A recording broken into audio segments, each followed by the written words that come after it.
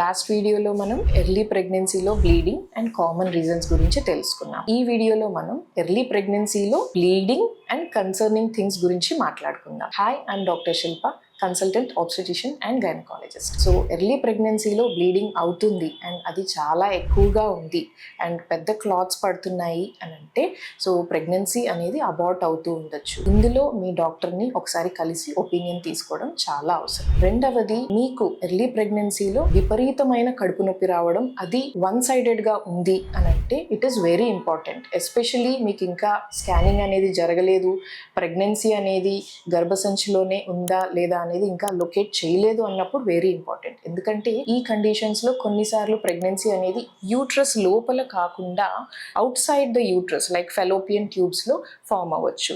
And ఇలా ట్యూబ్స్లో form అవుతున్నప్పుడు అది ఇంటర్నల్గా బ్లీడ్ అవ్వడము అనేది ఉండొచ్చు.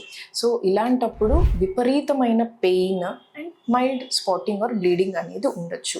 ఇది కూడా డెఫినెట్గా మీరు ఇమీడియట్గా మీ డాక్టర్కి రిపోర్ట్ చేస్తే బాగుంటుంది.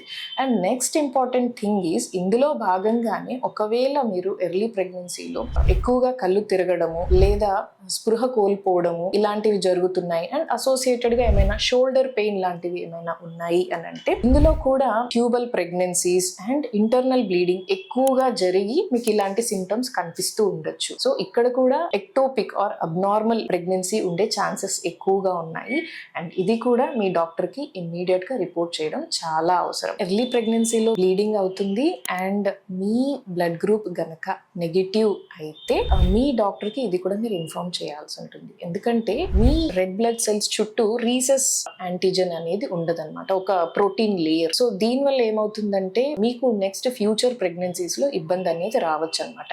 సో మీకు ప్రెగ్నెన్సీలో బ్లీడింగ్ అవుతుంది అని అంటే అండ్ యువర్ RH నెగిటివ్ అంటే గనక మీరు ఒక యాంటీడీ ఇంజెక్షన్ అనేది తీసుకోవాలి. మనం అబ్నార్మల్ గా bleeding are pain in pregnancy reasons ఏంటో చూసుకున్నాము.